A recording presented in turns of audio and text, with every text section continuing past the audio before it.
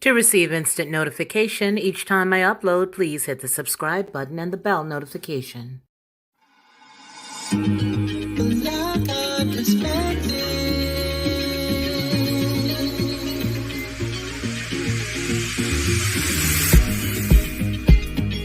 Helping you along the way.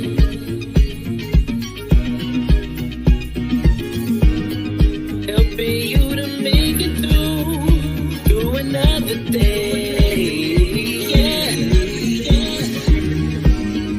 everything you need to know that you never knew, that you need to know. Well, I got perspective.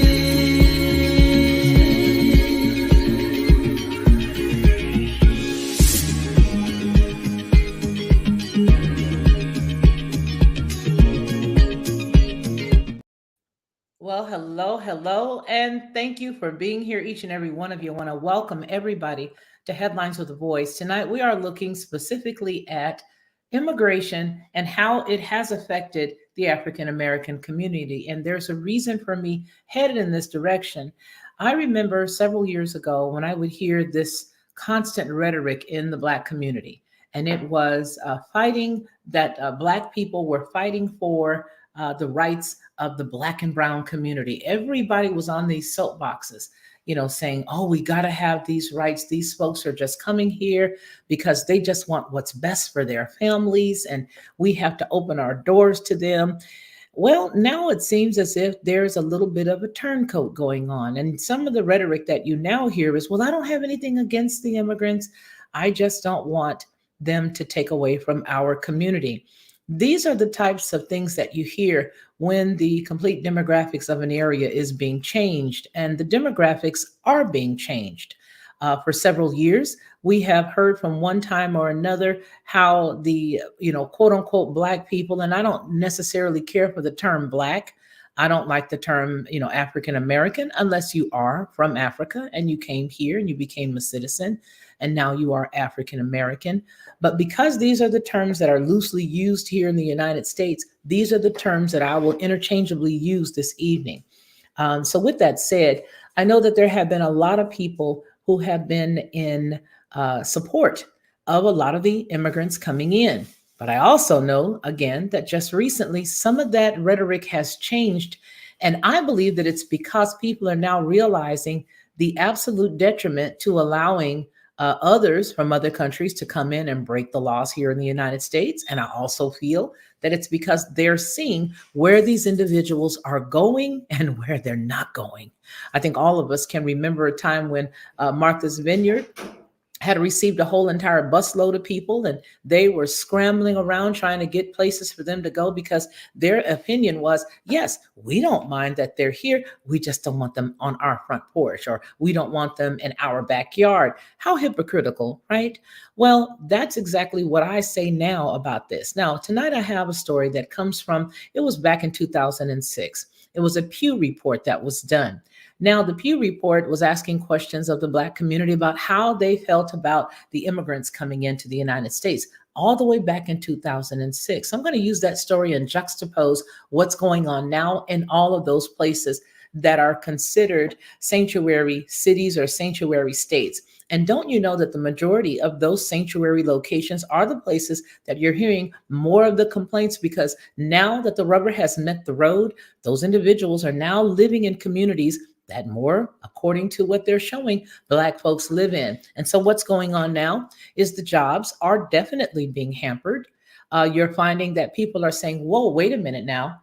Wait a minute. We have been here all of our lives, and you're not doing for our community now. You're doing for all these folks that have come in. So they're now seeing the thought process behind allowing what's been allowed, the invasion of individuals who are coming here illegally. I have to say, personally, which is something that I didn't want to get into tonight, personal feelings, but I am going to share my personal opinion. I believe that anyone that comes to our country and abides by our laws in order for them to become legal citizens of this nation, hey, come on, no problem. Every country, except for a few, have some specific guidelines that they go through to allow others from other places to move into their country. We have those things on the books now. In tandem with that, we also have several individuals who have been waiting for citizenship for scores of years, who have been doing everything that they're supposed to do to follow our process and become citizens. And now it appears that the place that used to speak so much of keeping up with laws and making sure that there was law and order has allowed individuals to come here illegally and break our laws and breach borders time and time again. As a matter of fact, there's a large group of individuals who, if they're not here by the top of the year, here in another day or so, they are here now, right? And those individuals are scores of military-aged gentlemen, men, gentlemen. I'll say that loosely. With that said, let's get into some of the stories that we're looking at tonight. The first one that I'm going to look at is the state of temporary housing. Now, I want to just share this. In Chicago, Illinois, as an example, their Illinois Governor J.B. Pritzker's office says that they're going to pay for hotel rooms to temporarily house hundreds of migrants as more and more asylum seekers arrive into Chicago. Those in hotels will be later moved to a former CVS in Little Village when the shelter is completed next month. Funding for the hotels will come from the additional $160 million that Governor Pritzker announced last month will go to help the ongoing migrant crisis. Over 30,000 migrants have arrived in Illinois. Now, I don't know if this sounds like a replacement to you, but it certainly does.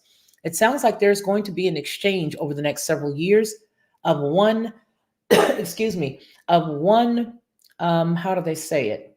One minority group for another minority group. I believe that's what they're doing. If you've even noticed, there's been some commercials on while you're watching your regular program, there'll be a commercial for a car dealership or even toothpaste or something like that. And those commercials will full on be a Spanish or a Latin commercial. And you're sitting there like, wow, how did that happen? Now, it may not have happened to you yet, but I've noticed it very recently while I've been watching some of the programs that I like to watch on TV. When I'm in my downtime, there are a couple of shows, and I've noticed that. So I do believe that there is a change in the demographics that's coming. I believe that there is a change in the individuals that they want to say need them, because I think that they notice that as more and more people who are of melanated descent, let's just say it like that, those individuals are now realizing that with their education, they're figuring they're educated now, they've got jobs, they can compare. We don't want them because now they're waking up to what it is that's going on in the Democratic community, and they've turned their backs on us. We're not going to be able to use them much longer. So why not exchange them for somebody else? That's, again, my personal opinion. But let's get into the show. In the show, we're looking at right now some of the migrants that have now had the funds there for them to have the hotels. And that's the story that we're going to start out with right now. It's from Fox out there in Chicago. All right, so let's just take a look at that. 312 are awaiting placement, 17 of them at Chicago police stations, 295 at O'Hare and Midway. A total of 6 buses arrived yesterday, 2 of them at the city's designated landing zone, 4 of the buses arriving outside the city of Chicago. The state of Illinois is temporarily renting hotel rooms to deal with all the migrants coming to Chicago.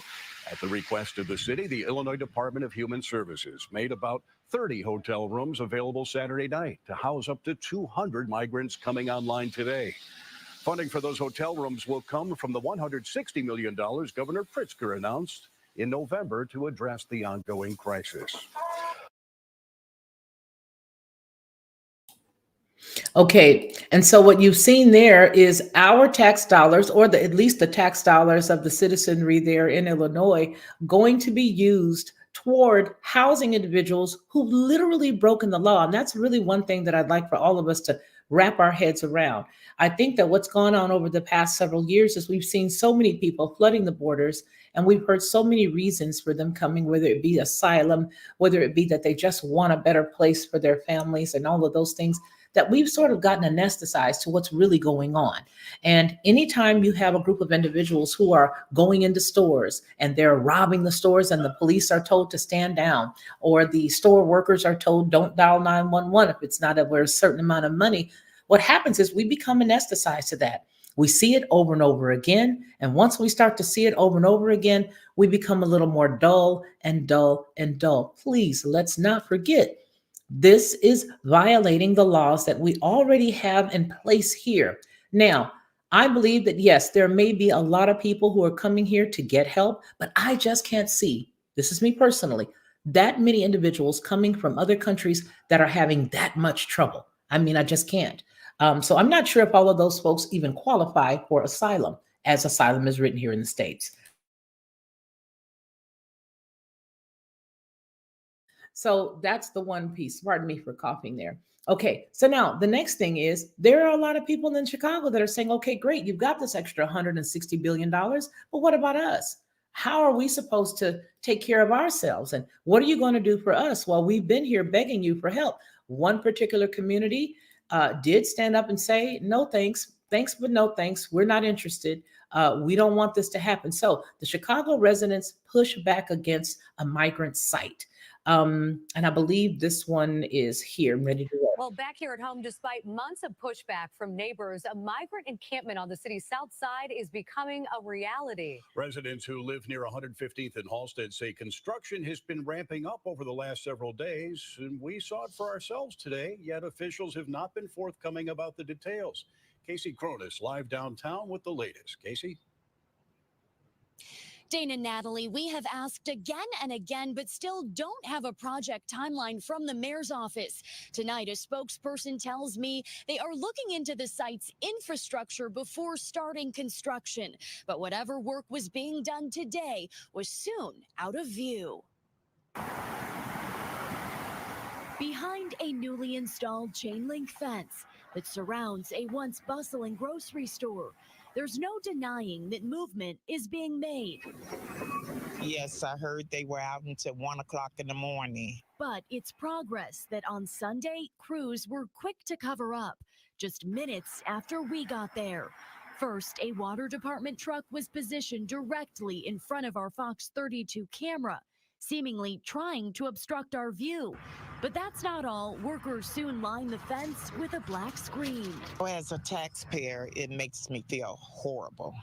I feel that we have a corrupt system. They are not listening to the people. Residents, including Annette Kane, have been speaking out against the encampment since the very start. So now I'm looking as a single mom, what about us? Like Kane, Jaquetta Vaughn's concern stems from a lack of resources for residents. How about build something for the kids, the community? But instead, this is the first thing that you do is build a tent city. City officials are adamant a mixed-use housing development planned for the same site will go off without a hitch next fall. But neighbors say they're losing hope. I don't believe if it happens, it won't be for us. Meanwhile, community activist Patrick Gibbons says he is turning up the heat. What we want to do is we want to file an injunction against the city of Chicago. Gibbons says he hopes to take legal action by Thanksgiving. The mayor's office should be more transparent, and there's a lack of communication all the way around. We asked the mayor's office when the encampment will be operational, but they didn't answer that question. We also contacted Alderman Ronnie Mosley to see if he would share any more details with us, but did not hear back. Reporting live downtown, Casey Cronus, Fox 32, Chicago.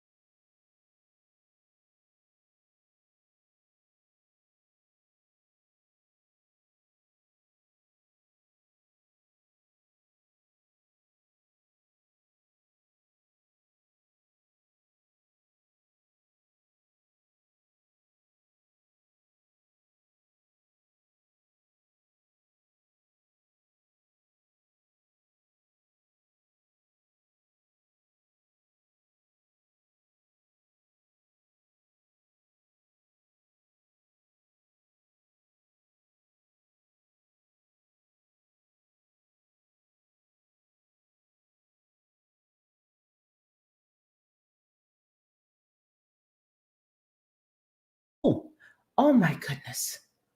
Thank you, you guys. Oh, I thought I clicked the sound. Gee willikers, I wish I had a small recording going. So here's what I'm going to say everything I said before. We'll clip this and edit it if possible. And I apologize for that, you guys, but I'm going to repeat what I said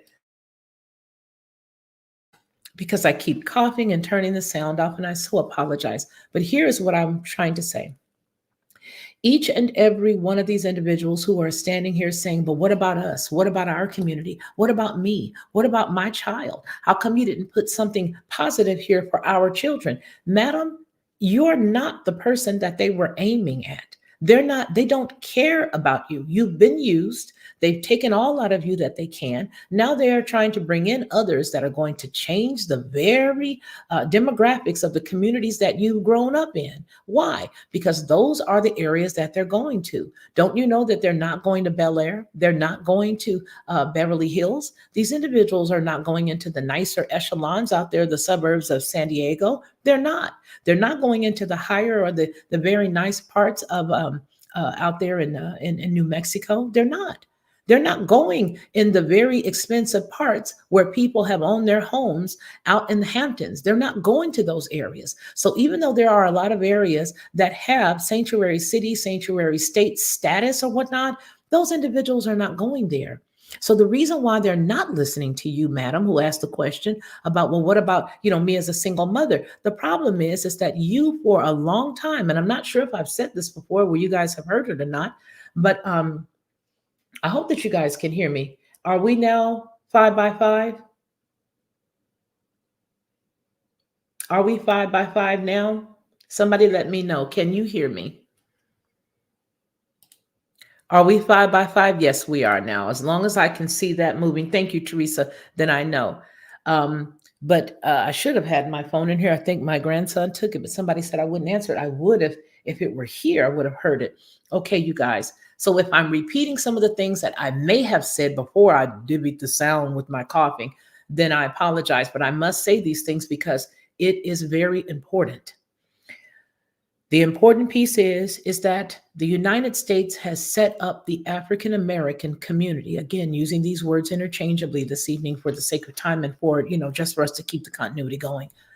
They've been set up to a point where they've all been set up with the mindset of entitlement. So now there is no independence. You've no independence because you've never been taught that being independent is okay. You've been taught that the government is to give you everything. And so now that you've got another group of individuals coming in and you see them peeling off $160 million in some cases, and now that you see them peeling off hotel accommodations at very nice, fine hotel accommodations now, and eateries, they're getting monies and stipends, they're getting clothing, they're getting everything that they could possibly need, right? So now that you see these individuals coming in, you're having that what about me mindset.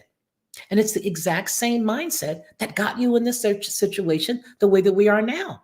No one for a very long time would listen to anybody telling people this and pull yourself up by your bootstraps, even though we know some bad things happened back there, even though we know there was some terrible things that went on. Right now today, you got the chance to stand up. Come on, let's go. Everybody, come on, let's get our minds together.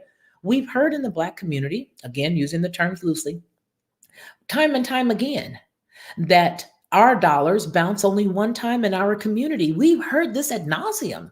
There are many people that are here in the chat right now that can tell you that we've heard this ad nauseum. The dollar only bounces one time in the Black community. We've got to do what we need to do to make sure that it bounces more than that. But we still are purchasing. We are not owners. And it's because in the mindset of the preponderance of people who are in these situations, like this gal was talking here, our mind has already been geared toward one thing, and that is handout. Give it to me. You're giving it to them. Now give it to me. This should snap the individuals, shake them, because see, they don't need you now. They saw that you were wising up with education. They saw that you were wising up getting better jobs. They saw that you were wising up not wanting to be on the Democratic plantation any longer. And now that you've wisened up, they know they can't fool you anymore. So they have to bring in hordes and hordes of individuals in, not only to become this big army that we heard Obama speaking of several years ago before he quasi left office, but they also have to replace you. They also have to replace you. So that's the reason why you see states now, especially those sanctuary states, saying that they will allow people that are not citizens to become police officers. That's why you will see them saying, well, let's just put all of these immigrants, put them in the army. You heard this just recently? Put them in the army. Just let them go to the army. Now, they won't let Bubba go on in the army. He may have had a couple of problems in the community. And Bubba may have been a good guy if you had just put Bubba in the military, but Bubba didn't have an education. Bubba didn't finish the 12th grade. So now Bubba can't go in the military unless, of course, they've changed some of those laws as well, right? But now they're going to take these folks, allegedly, until they get this legislation passed through, and I believe that it'll happen. They're going to take those folks and they're going to put them in, give you automatic status. This is past wake up. This is where people were calling folks like myself Oreos when I was pointing out things. Probably a lot of people here in the chat was called the same thing, where they call you an Oreo, where they say, oh, you're an Uncle Tom, not knowing that Uncle Tom was the good guy and that Sambo was the bad guy because they didn't read the book. It's already past that time. Now, the next story that I'm going to read to you deals with the attitudes towards immigration in black and white. And it's going to juxtapose the feelings from 2006 to the white folk and the black folk that were polled in this Pew report. They're going to let you know that in 2006, this is how people felt and this is what people thought. Now, juxtapose that to what we just got through seeing. And when you do that, you will find that there's a lot of mess going on and that a lot of people are now feeling that they are their backs are being turned on them. Here's another thing. Excuse me. You see that there are so many of these people that are feeling as if the system has now turned on their children. Well, they turned on your children a long time ago when they allowed other children to come here that were not legal to become citizens. Next most important thing before we get into the story, there are several people who feel as if breaking laws are wrong. However, most people have now again been anesthetized to the fact that this is corruption at the highest degree. They've been anesthetized by looking at it continuously over and over and over again. And it's become normal that it's okay. But no one has brought up the fact, especially in this community of what we were just looking at, that these individuals came here against the law. It's against the law. But we don't have a problem with that. But we don't have a problem with that. But we got a problem with the fact that other people in our community are doing crimes. They should be put in jail, right? In our opinion, yes. But you seem to think that it's okay for others to come here and break the law. All right, let's go on to the story. It's called the Attitudes Toward Immigration, and it is in black and white. It's from a 2006 Pew report. All right, this is it right here. I'm going to read the body, and I will leave you to look at the actual graft at your convenience. Once this is published, you'll be able to go down below everything where all of the links are under source and pull these up. But let's just get down to the brass tacks of what this article by Tom Rosenthal and Carol Doherty had to say with this Pew report. It was a Pew Research Center report dated April 25th of 2006. Wow, so long ago, right? All right. Now, let me make sure that you can see this. Yeah, you can. To the best of our ability, you can. Let's make it a little larger. Okay. The issue for immigration leaves many Americans deeply conflicted, but the social and economic cross pressures may be greatest on the African Americans, who express relative positive opinions of immigrants, even as they view them as competitors for scarce job opportunities. Now, the sad part about that is, if you see them as a threat for a scarce job opportunity, again, wouldn't you imagine where they're going to come and live? And when they do come in that community to live near you, do they become your friends? Do they exchange your holidays for theirs? On Fridays, do they come to your house or do they hang out by themselves? When one or more come to a job and one now has a supervisory position, are you the person that they go out and eat lunch with every day? Are you?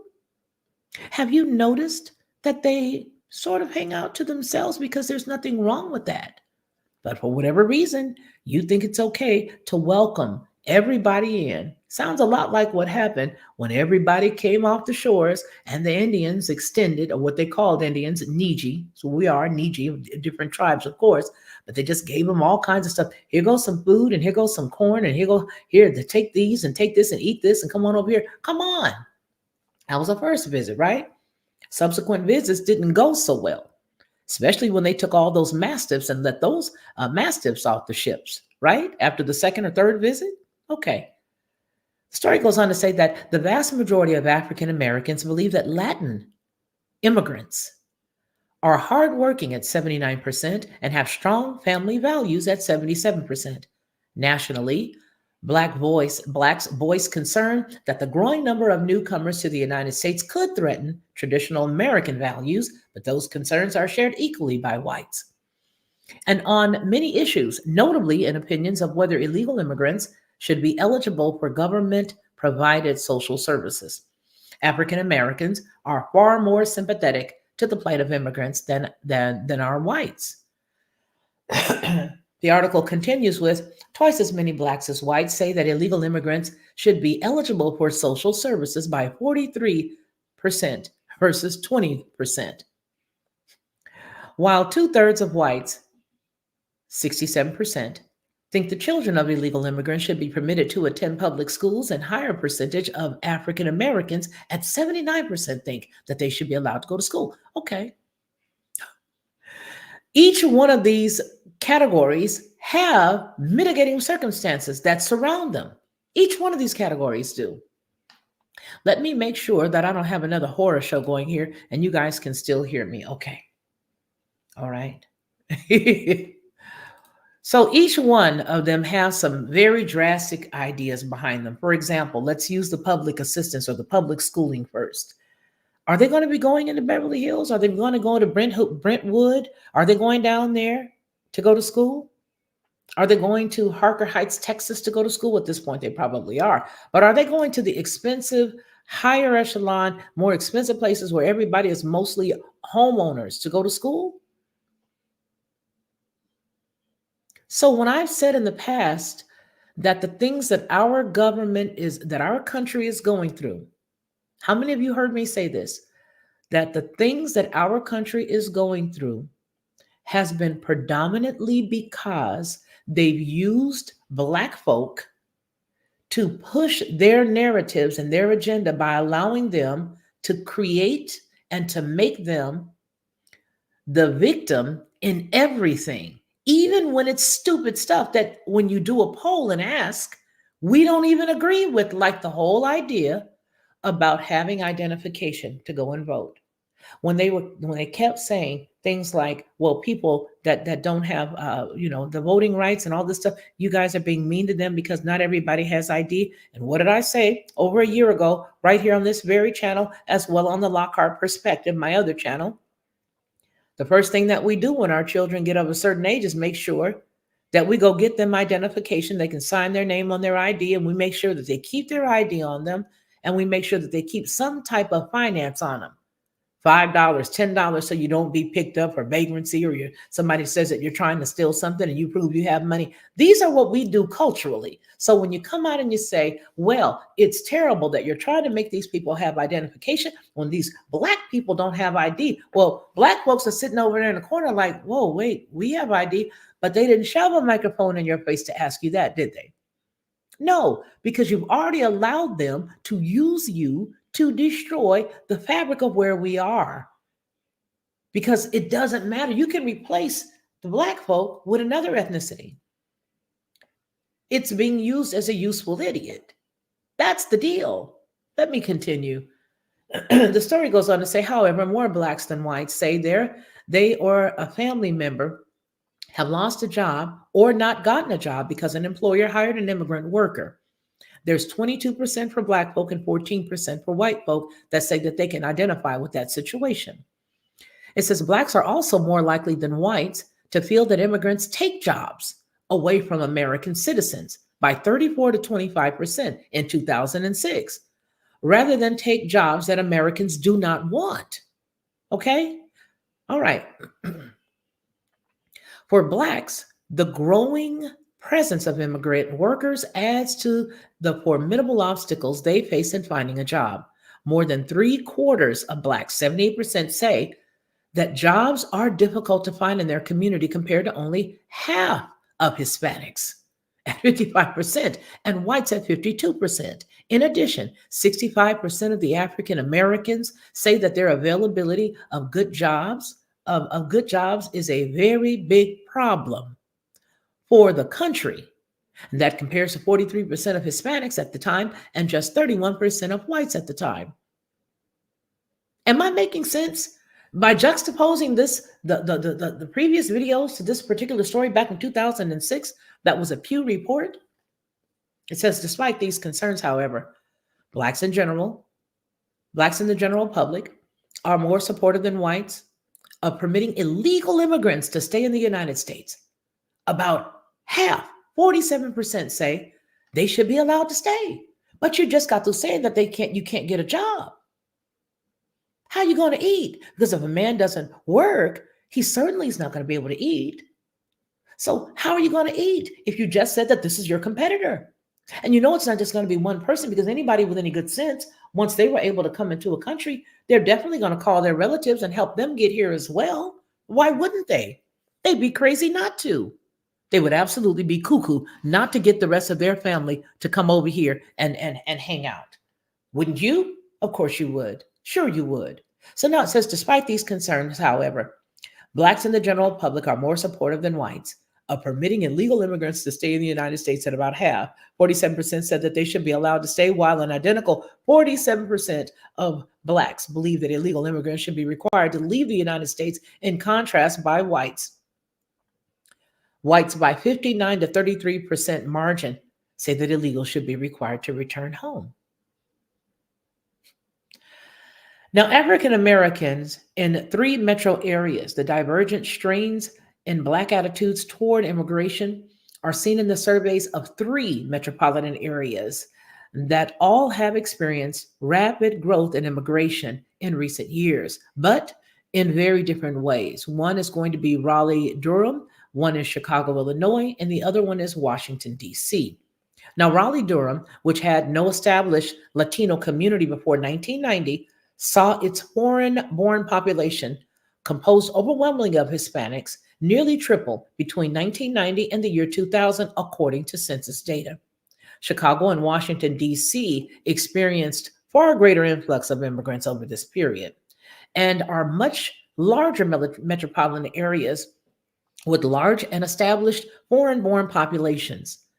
For a detailed analysis, it says, of the public opinion about immigration on these metropolitan areas, also as well as Phoenix and Las Vegas, see the Pew's full report. Again, this will be down below so that you guys can look at it. It's called The American Immigration Quandary.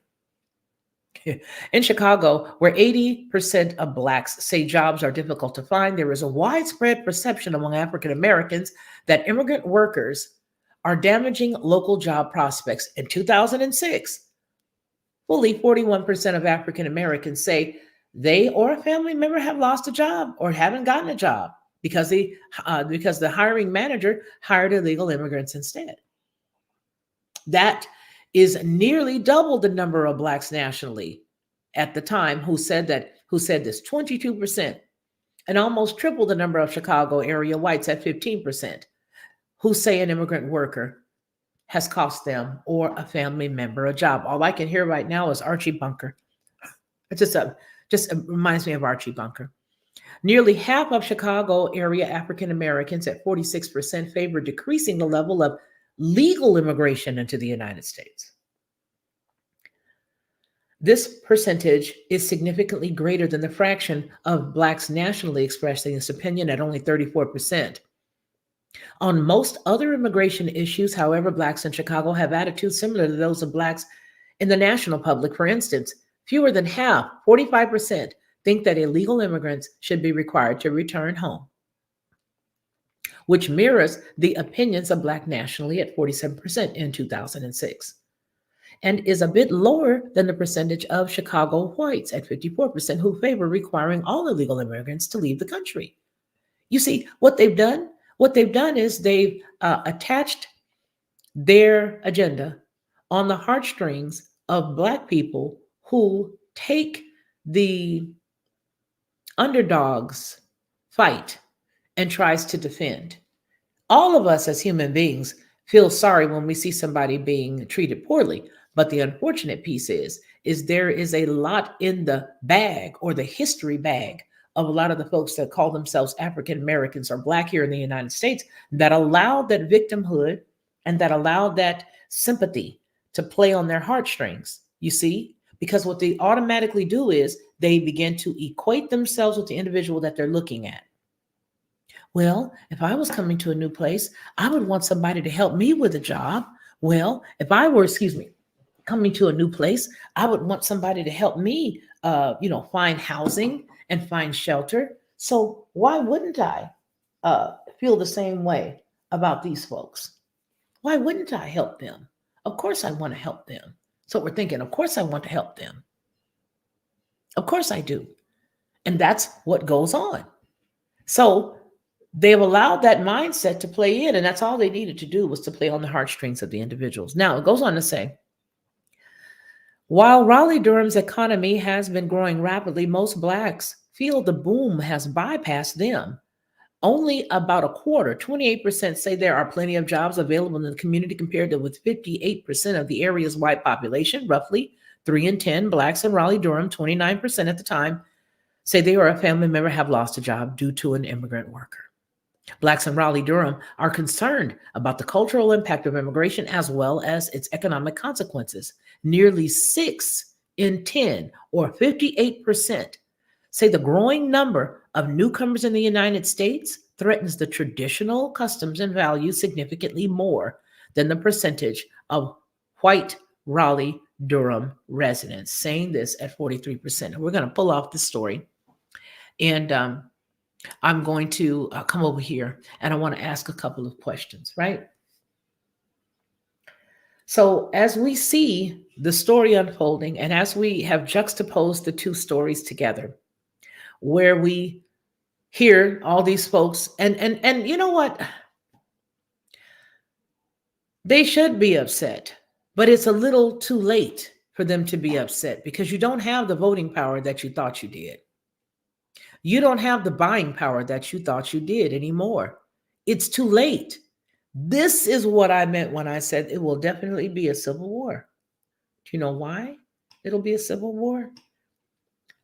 Because they've already pushed the limit as it relates to people feeling like they are entitled to something. Now, when you take away that entitlement and you bring in somebody else and y'all scuffing and fighting on your own soil here in the United States, and it happens in one state, another state, another country, another city, and all these individuals are going at it with each other. They had it out there in Los Angeles, where they had the Hispanic gangs and the Black gangs, the Crips and the Bloods and the Hispanic gangs going at it with each other. But now everybody knows that the gangs that's over there now, the Hispanic gangs, ain't nothing like the ones that was over there before, because these jokers have been let out by somebody else. So with all of this, the immigration struggle is real for Black America. I'm answering the question. I made the statement. Is it? Yeah, it's real. The Black community is really taking the brunt end of this. And the bad part is because the Black community was so welcoming, now everybody suffers. And I know this is hard to hear. And I know that people will think that I'm being mean, but I'm not being mean. I'm simply looking at the statistics. Listen, what I'm saying is not anecdotal. If you've got facts and you've got scientific data to back it up, I'm not speaking from an anecdotal standpoint. I'm talking about what's real. I'm talking about the statistics that you can see, whether people want to admit it or not. This is not an anecdotal conversation. This is based on the numbers. And that's the unfortunate piece. Now, This I found to be very unique because rarely do I agree with a lot of different people. But I'm gonna show you guys this, and I'm gonna give you guys the full screen for this one because I found this to be quite refreshing. I really, really did, because it was not a situation where somebody was trying to, pull the wool over anybody's eyes. It was written back in March 11th of 2022 by a man that I've never heard of. But the reason why I said I normally don't agree with these kinds of, not him per se, but people who are a part of these big groups of, organization things or whatever, is because he's saying something that people that are generally in those types of groups generally do not say. I'm going to give you guys the whole screen for this one because I found this to be pretty interesting. Let me give you the whole screen. Let me make it a little bigger, and then let's just get into the story. The title is Immigration Comes at a Devastating Cost to Black Americans. T. Willard Fair, March the 11th, 2022. He starts with, Congress continues to relentlessly push immigration policies that make Black Americans poorer. That's not their stated goal, of course, but that'll nevertheless be the end result of their proposal to amnesty for millions of illegal immigrants and boost the level of legal immigration. The lasting effects of uncontrolled mass immigration on Black Americans are plainly obvious and have been well documented throughout our country's history. So how can any Black politician in good conscience advocate for a more expansive immigration policy that would continue to do us harm? Well, don't listen to those supporters, to the people who say of immigration reduction that we want to put an end to it or that we are anti-immigrant. Well, they're only trying to shut down the debate. For decades, I have, the author says, worked to help welcome and assimilate immigrants into Miami, a city with one of the largest foreign-born populations in the United States. He goes on to say that I've also tried to convince our Black leaders that our immigration policy needs to be primarily focused on the well-being of those of us already here. Those of us they supposedly represent and whose vote they rely on to stay in office. This is pivotal because at this juncture, they are not. They don't have to. Not at this juncture. In another 3 years, what we're saying and talking about right now will be 100% realized. Again, now it may be anecdotal, what I'm saying as far as in the next few years. But at 3 years, it ain't going to be anecdotal, baby. It's going to be 110% based on statistics and data. So it goes on to say here, let's reread. I have also tried to convince our Black leaders that our immigration policy needs to be primarily focused on the well-being of those of us already here, those of us they supposedly represent, and whose vote they rely on to stay in office. But here's the funny thing. It ain't going to matter. You know why? Because, baby, they're not going to vote for y'all. They're not going to vote for you. The individuals who are coming over here will raise up their own leaders. And if you didn't get out of here and go over there when they were making people believe that they were all from Africa and going over there to Ghana, wherever them other folks went, if you didn't get out of there then, you can be all highfalutin right now, making money and taking all kinds of stuff and having a good time with it. But let me just tell you right now, it's not going to do a bit of good for you, because as far as being a black Republican or a Black Democrat, it's not going to mean anything. You know why? Because they're not going to need you. Their constituency will totally change. The whole demographics of the demographics of their constituency will change, and they're not going to need you. So they're not going to care if you had on this, bubblegum Sunday go to meeting suit. If you were some type of person that was up in the, working in the Senate or working wherever, they're not going to care. You won't even be there, because once the demographics change of those communities, you're going to be out, baby. And their people are going to be in. Why? Because people need somebody that they can truly and honestly associate with. And here's going to be the problem with that. What's going to be the problem with that is these individuals will take these positions. They will take the jobs. They will do whatever they're told to, because from their countries, they're very used to just doing whatever the government tells them, use them as a talking head. Everybody will be max headroom. The people that will be in their communities will be making more money than they've ever made before, because they'll be here. and they'll be able to do whatever they can. They just got through saying, okay, wait a minute, you guys, there'll be no more degrees. Who do you think that's about? And what did I say 2 years ago about all the women that were running around and telling me, I'm a Black independent woman and I don't need no man? Sister girl, you about to have about 2 or 3 people come and take and snatch your job. This is anecdotal. Snatch your job that does not have a degree. They'll put 2 or 3 in your place and pay them what they're paying you. If they're paying you 2 1/4, 200,000 plus a year, all they got to do is put 3 folks in that's been doing what you're doing out in Puerto Rico or someplace else, in another place, wherever they're coming from, without a degree. Y'all better get it together. People better start to think.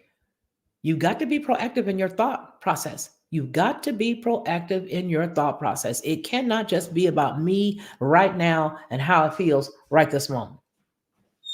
Because you've got your degrees, you've got everything. Heck, the majority of us sitting here got degrees.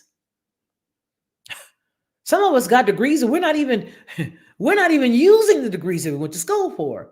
So a whole lot of people got bachelor's degrees, but here's what I'm trying to tell you. All of that great independence about how you don't need no man, especially those sister girls, because I can't talk about nobody else. I'm not nobody else. I'm a sister girl. If you want to put me in the category, I got to talk to us. Sorry. I got to. I have to talk where I can relate. I'm not fake, right?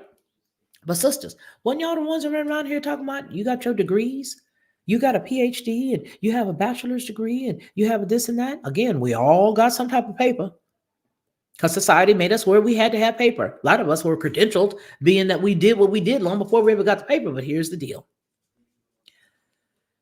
When they say you do not have to have a degree for specific jobs by all of these large companies, in a second, you, my dear, will be busted down to somebody that's making just minimum wage for whatever that minimum wage is in that state. Whether it's $18 in that state or whether it's the federal minimum wage of $7.25, they're going to bust you down to a regular. Then you're going to be changing that cat that you go out to Sunday dinner with because you know he always buys you dinner. You're going to be trying to juggle him around and switch him up between him and the light bill guy to figure out who you're going to settle down with your non-cooking self. Don't know how to cook. Can't divide out or parcel out laundry.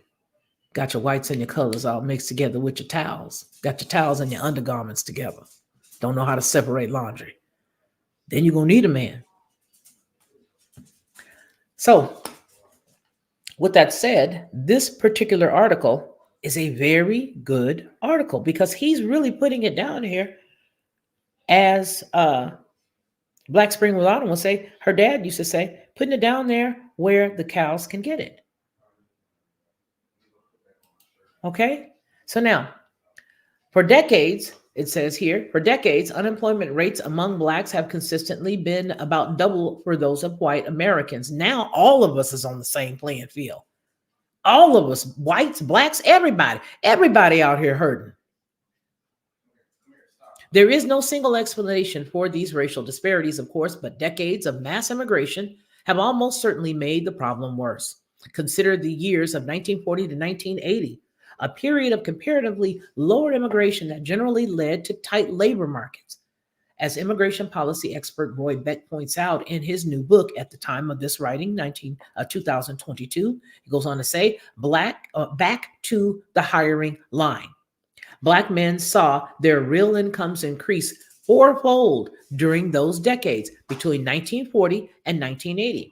It goes on to say that Black men's earnings actually rose faster than white men's.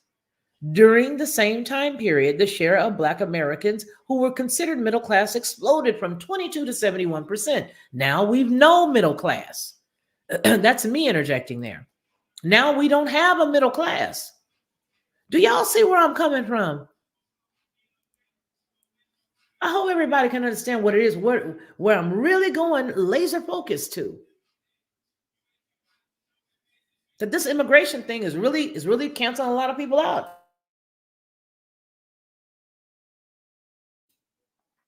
It's really canceling a lot of people out. But it's canceling out the people that for a few years, if you've been watching me for any period of time, The people that I've been saying that they're using to change everything here in America. For those of you who've heard me say that before, that they use Black folks to change America, please put a 1 in the chat, unless I'm just tripping.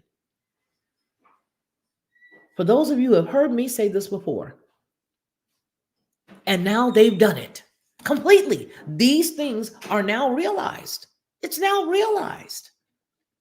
But now it's too late. There's nothing you can do. Ain't nothing you can do. Because this next boatload that's coming over, baby, let me tell you something. There's a story.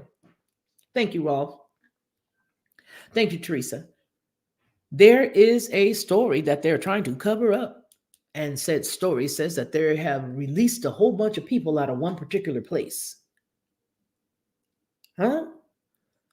And that these are some pretty bad dudes. Thank you, Annie. These are some pretty bad dudes that's on their way. They said they opened it up and they let everybody out, of all of them. Yeah. Yeah. And remember, I kept talking about Bain for the people. Yeah. Let's go ahead and finish up this story so that I can let you guys all go on and have the rest of your wonderful Friday night. It says, we'll go ahead and read this again. During that same period, the share of Black Americans who were considered middle class exploded, growing from 22% to 71%. Had those trends continued, it's hard to imagine racial disparities in earnings and employment persisting for much longer, certainly not to the degree that we see today. But progress among Black workers leveled off starting around the 1970s, 5 years after Congress passed laws that significantly increased rates of immigration. We're going to fix this. From roughly 250,000 per year in the middle of the 20th century to over 1 million annually today. Again, this piece was written in 2022, so relatively new. Whereas immigrants accounted for just 4.7% of the population in 1970, they now make up over 13.7%, an almost threefold increase. They are changing this nation. It says many immigrants are indeed hardworking and law-abiding, and I don't argue that. But the sheer number of newcomers entering into the United States labor market year after year has created new economic barriers for low-skilled American workers, especially for Black Americans. Indeed, as the supply of less educated labor increased due to immigration, competition for jobs requiring a high school degree or less became much greater. Baby, don't you know I did not read this? Because there's the juxtaposition with the bachelor's degrees. Hey, William, did you see that? We read things together, remember. For the majority of the time, what I do is I come and I read with you. But there's your juxtaposition with the bachelor degrees being tossed out at the top of the year from all of these major companies. How many of you knew that they were going to throw them out? Hey, Anarchy, how many of you knew that they were going to throw out bachelor's degrees for specific companies? Well, let's go on ahead because we're coming up on our hour mark and I don't want to belabor the time, but let's just go ahead and read the rest of this. Okay. So they were going to primarily, basically not having that high school diploma. A 2006 paper published by the National Bureau of Economic Research estimates that the influx in immigration between 1980 and 2000 reduced the wage of Black high school dropouts by 8.3%, reduced the employment rate by 7.4 percentage points, and increased the incarceration, by 1.7 percentage points. Folks on the left used to find this disparate impact disturbing. President Bill Clinton's Council on Economic Advisors plainly warned that immigration has increased the relative supply of less educated labor and appears to have contributed to the increasing inequality of income. Baby, back then, Man and Pookie Nim and Ray Maybe they didn't have a regular job, so they used to, sell a little bud every now and then. But now little Ivy League boys selling that. What you gonna do? You've been looking for handouts. It's not too late for you to learn to put some corn in that hand and get your rump out of the city. It's not too late for you to learn how to stay with Keisha. Keisha, it ain't too late for you to learn how to stay with Man or Ray. It ain't too late for you to learn how to lock them kneecaps together if you're not married to somebody and not have no more humans and get y'all's mind right, go arm in arm and learn how to do something other than what is being perpetrated out here and being displayed in the media. It's time for you to learn how to do something other than what they say you know how to do. The same way that misnomer was that we didn't have identification. Everybody was sitting around looking like, what? You and I both know what I'm talking about. I don't know what's going to happen, but I do know it's going to be ugly. It's going to be ugly. Let's go on. It's going to be ugly, baby. Many of them either no longer realize that immigration has negative consequences or no longer care. Many Black lawmakers in Congress are working to grant amnesty to over 6 million illegal aliens, and this was written again back in 2022. A number that would likely be much higher, a move that would immediately increase labor market competition and encourage more people to come here illegally in hopes of a future amnesty. Black lawmakers also want to increase the number of green cards available for legal immigrants. How many of them came over there, and how many did they allow to stay from over there in, what was it, the place right next to DR, Haiti? They let a few of them stay in, and then they pushed the rest of them back over there somewhere, they say. It goes on to say that the Congressional Black Caucus has endorsed amnesty and an increase in annual immigration. The question is, why? The CBC has put forward no reasonable explanation. Its members haven't made a case for how increasing immigration will benefit Black Americans. The story goes on to say, as my friend Roy Beck told me, economic history demonstrates that every time immigration levels have risen significantly, inequality has grown as well. Sounds like a Civil War reason. I'm telling y'all, this thing gonna get ugly. The reverse is also true. So ask yourselves, the author asks, why are so many Black politicians in DC intent on increasing immigration, yet so adamantly opposed to even having a debate about reducing it? It's undeniable that mass immigration has come at a substantial cost to Black Americans. That doesn't mean that immigrants don't deserve our compassion, or that immigration is the sole cause of racial disparities in our nation.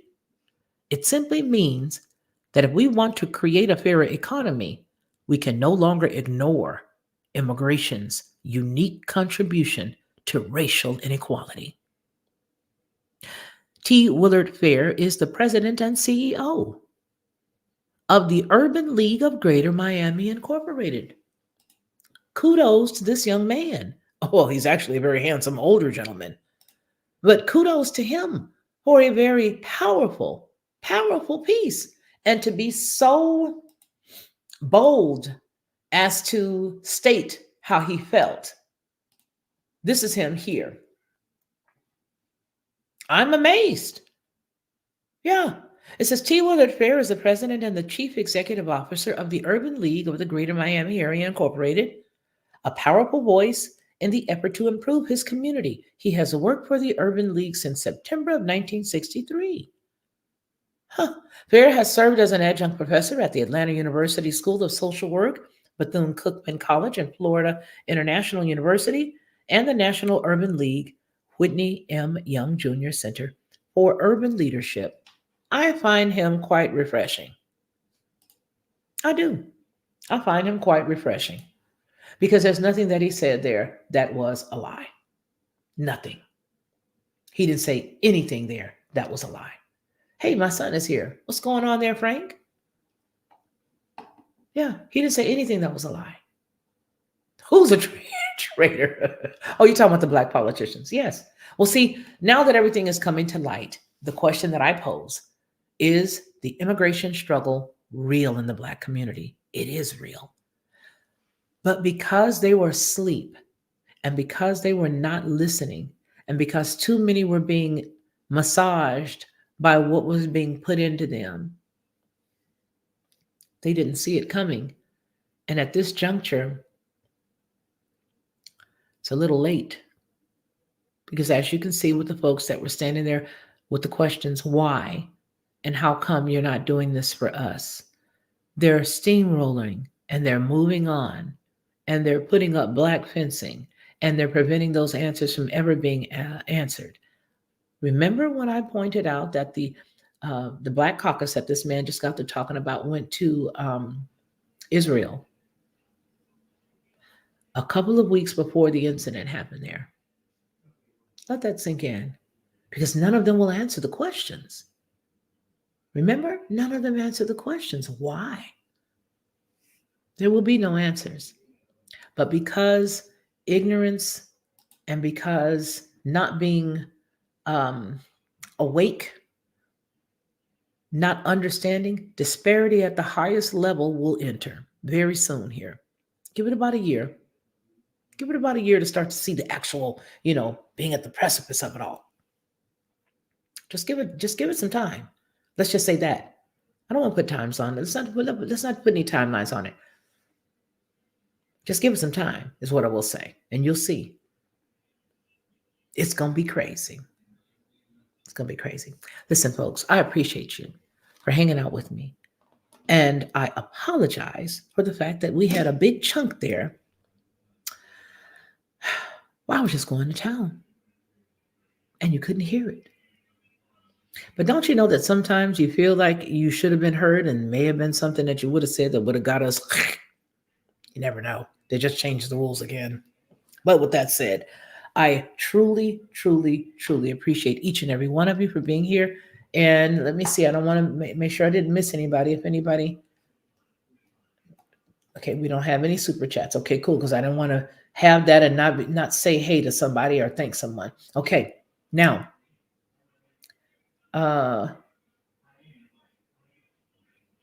okay, hello from everybody. Oh, I was out, John. When I didn't have any sound and I didn't even look over here to look. You guys, I apologize. But again, you never know. I mean, I could have been saying something that, at that point probably wasn't good. William H. Nice picture. And that is the true truth. That is the truth. That's the truth. You guys, I appreciate each and every one of you. Please remember what we always say here on Headlines with a Voice or any Lockhart Group publication. And that is that man shall not live by bread alone, but by every word that proceeds out of the mouth of the Most High. I want you guys to remember to take care of yourselves, and then you can reach around and take care of somebody else, because like I always say, if we not together, ain't nobody together. And if you not all right, nobody that depends on you will be all right either. Take care of yourself. And I want you to make sure that you take care of my friend. And remember, my friend is you. Be good. Peace.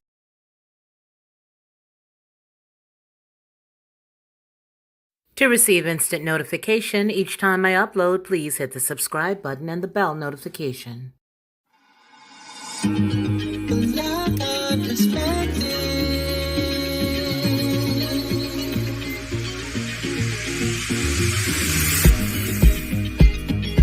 Helping you along the way.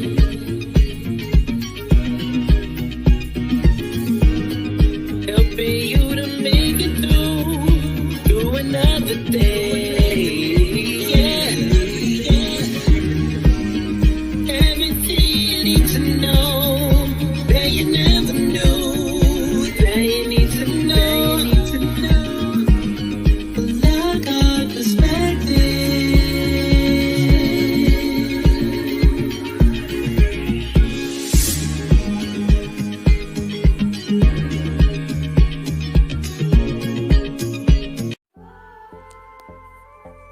always been a unique person, you know what I mean?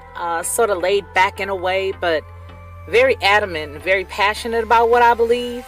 I think a lot of times that sort of throws people off because they don't expect me to have the mindset or the process of thought that I do. And so when you come in to watch my channel, you may hear a myriad of thoughts and ideas that could be different from others. What I want you to do is just sit back, like, share, and subscribe.